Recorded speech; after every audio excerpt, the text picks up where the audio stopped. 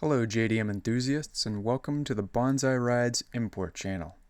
I'm going to take a look at a 2002 Honda Stepwgn that has just come out of the container from Japan. The RF4 is the four-wheel drive version of the second generation of Stepwagons. It is pronounced and spelled with a WGN. In 2002, the Stepwgn rounded out Honda's retail line as the largest minivan you could buy from the brand. Honda offered MPVs from the extraordinarily small and bizarre to the well-known Odyssey, which made its way over here. While the Stepwgn was the largest, it was priced a little cheaper than a comparable Odyssey. Honda's goal here was to make this a family-friendly vehicle, keep production costs low by diving into their parts bins from other projects, and not give you too many decisions at the dealership. Your only big price decision when buying a Stepwgn was choosing between two-wheel drive and four-wheel drive. The only Stepwgn engine offered was a K20. Prices on the Stepwagons ranged between 1.9 million Japanese yen for a two-wheel drive RF3 D-Spec to 2.55 million yen for an RF4 four-wheel drive K-Spec, which is actually a fairly small price spread on a model. Incidentally, this four-wheel drive K-Spec we're looking at right now was the most expensive version offered at the time. To put that price in better perspective, the historical average exchange rate for the yen to the Canadian dollar in 2002 was 79.8 yen to the dollar. So the RF4 K-Spec retailed for about 32,000 Canadian dollars. With inflation in today's dollars, that would be about $42,000. To save costs, in every single commercial for the Stepwgn, and there was quite a few of them, they used one single song.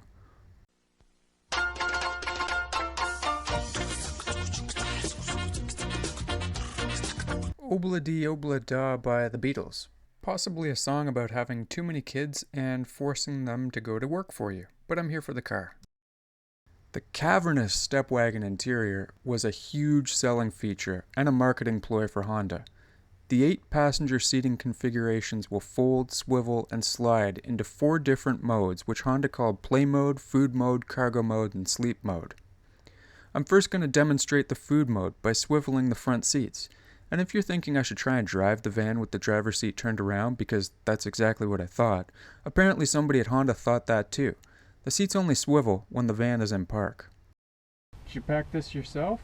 Looks delicious. Mussels and prosciutto. So that's Food Mode. Do you want to try Sleep Mode? All 3 rows of seats will fold completely flat into each other. The seatbelt latches can be pushed into recesses in the seat cushions so they aren't digging into your back when you lie flat.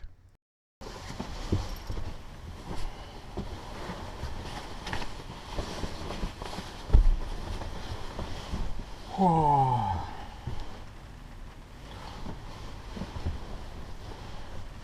Craig! Yes, Craig. I can't sleep. Could you check under the bonnet for monsters? I don't think you need to be worried about that. Okay. I'll check under the hood for monsters. Try and go back to sleep. Good night. Good night, Craig. The interior of this van is loaded with great features, from the push-button sliding door that is operated by one pull on the handle, a dash button, or a fob button, to a power inverter with a 100-volt plug in the trunk.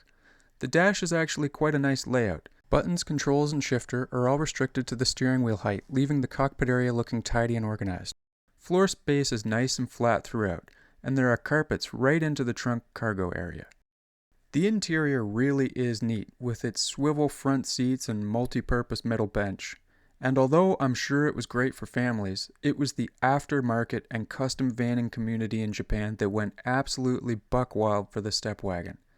You'll notice that my Stepwgn has a Modulo option aero kit fitted. Honda's Modulo kits in the Stepwagons are just the tip of the iceberg. There are dozens of companies making kits for the Stepwgn, from Mugen to Wall, Distincto, Palazzo, Garson, Dux, Garden Fields, and big fat catalogs just dedicated to Stepwgn customizing. And it's not just aero.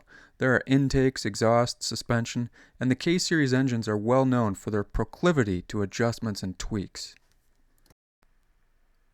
The K20A3 in the Stepwgn produces 160 horsepower, which is a big jump from the previous model's B-Series.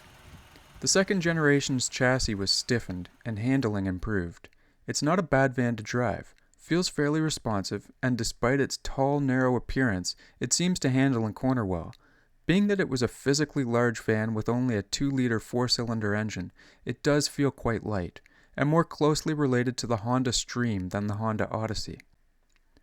The real-time 4-wheel drive system in the RF4 chassis is the same as what you would find in an RD5 and 7 CRV.